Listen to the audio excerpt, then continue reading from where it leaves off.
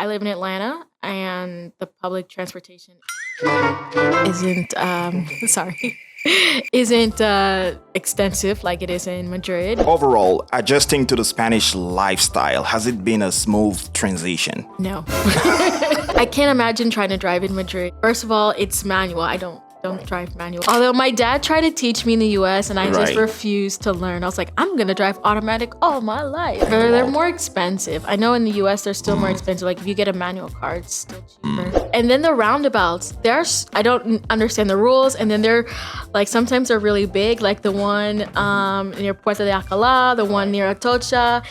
And sometimes I'm on the bus and they're like going around and I see like a guy in a scooter, then he disappears. So I'm like, where'd he go? Is your driver's license valid here? No, it's not. So I would have to take the entire test all over again. And I've heard it's like really expensive. And I was in a bar and this cute guy was talking to me. He was from Cadiz. I didn't understand anything except for his name. I was just like, oh, this is not gonna work. Yeah, I guess. Accent-wise, I've struggled with the Andalusian accent. I have tried. I mean, I've been to Andalusia. I love Andalusia. I love the cities there, like Granada, Sevilla, Cordoba, Nerja. I love it. I love it. They're the ones who would say fe instead of se, right? I remember someone was talking to me. I was in a bar and this cute guy was talking to me. He was from Cadiz. I didn't understand anything except for his name. I was just like, oh, this is not gonna work. Yeah, I guess. But yeah, I mean, I've traveled a lot in Spain, and so accent-wise, it's not so difficult. Just in Andalusia, I just have to pay more attention generally. But in terms of like accent-wise in other places, I really haven't had a problem. The problem is everyone's speaking like super fast, and I'm like, wait, what? And I have to ask them to repeat. But other than that, I haven't had that. So overall, adjusting to the Spanish lifestyle, has it been a smooth transition? No. No. The first thing that I had to adjust is the eating times. Like when they eat. Dinner at 10. Dinner at 10, it's something that I will never get used to. After 10 years? Maybe I can have dinner at 10 on like Friday night and Saturday night, but from Sunday to Thursday, impossible. Yeah. Like I just can't. I don't even think this is the healthiest way. So No. that's due to the fact that we are in the Iberian Peninsula and, days are longer. Yesterday, the sun went down after 11. Yeah. In the summer, like the sun, it's like 10 o'clock at night and it's still sunny. And you're just like, where am I? Same thing for the morning as well. So most businesses will open after 9:30, typically. Yeah, or 10. Yeah. So it affects many other habits, including eating habits, right? Yeah. So like the Mercadona, like even before it's like 9:30 when it opens, there's already like grandmas, abuelas, like waiting to like, oh my gosh. All right. So yeah, the eating times, it's something that I struggle, but I do like how they eat, like, the breakfast, then lunch is more, it's like heavier, dinner is kind of light. So I kind of like that. I've changed that and adapted to that. Other things. When the shops open, like the times when everything is open, trying to get things done, like when you have to do errands and just like timing everything. I do like the public transportation. So I live in Atlanta and the public transportation isn't extensive like it is in Madrid. You have like the buses, you have the subway, you have like the like commuter trains, you have like everything. You even have the AVE, the high-speed train. Like we don't have that in the US. When you live in the center, you don't need a car. No. I can't imagine trying to drive in Madrid. I mean, first of all, it's manual. I don't drive manual. I mean, I know how to drive, but the trains are changing. I mean, most of my friends drive auto, actually. Automatic. Oh, okay.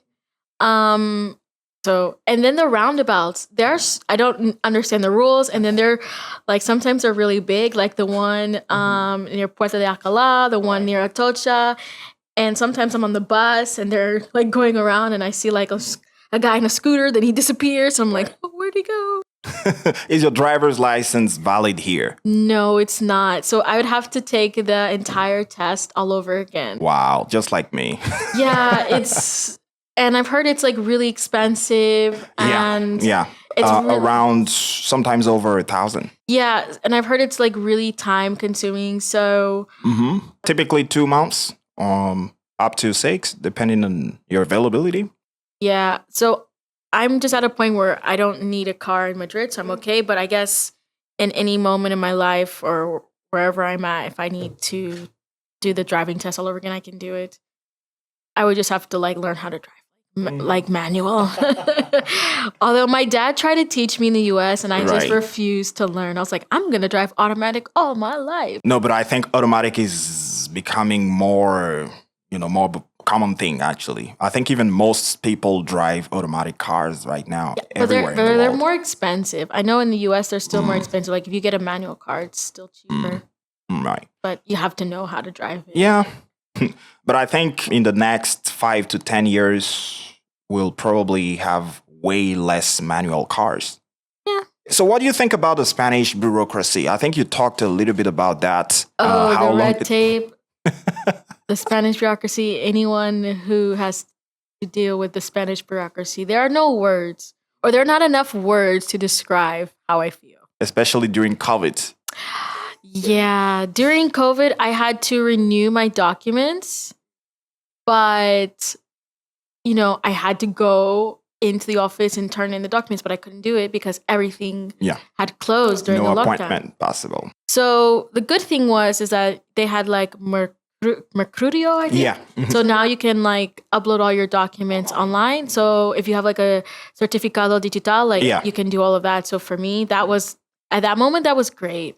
But before it was, getting the documents, making sure you had photocopies, Right. and taking a picture, making sure you had the right tasa, making sure you had everything, and like checking and double checking because there have been so many times I've gone down to Aluche, the big yellow building. Anyone who's in Madrid who knows about Aluche, they Definitely. know the big yellow Yeah.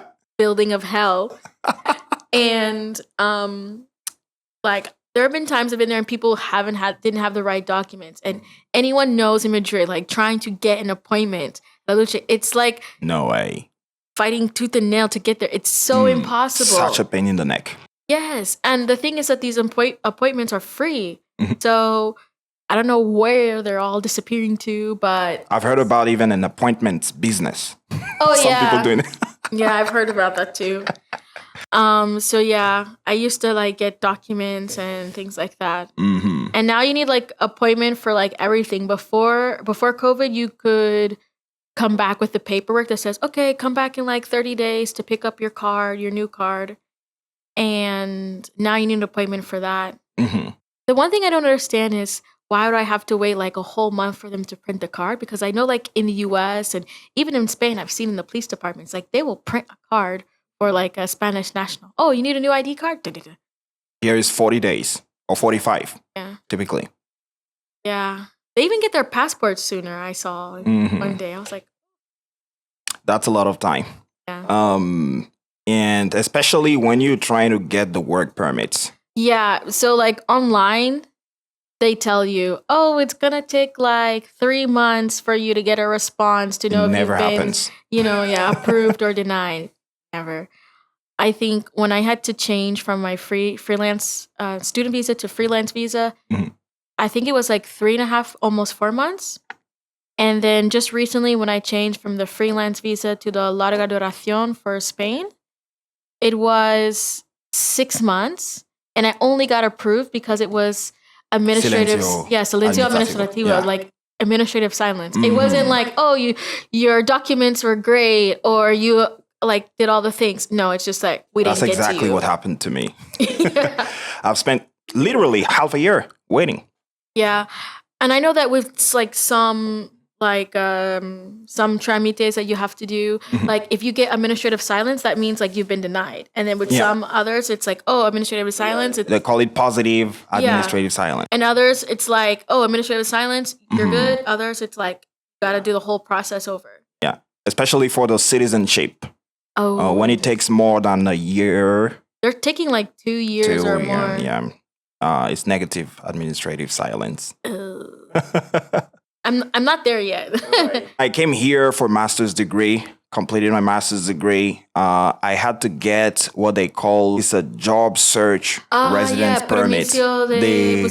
Búsqueda de empleo. Yeah, that's the thing. Exactly. So it's 1 year. I can't work. It's non-lucrative.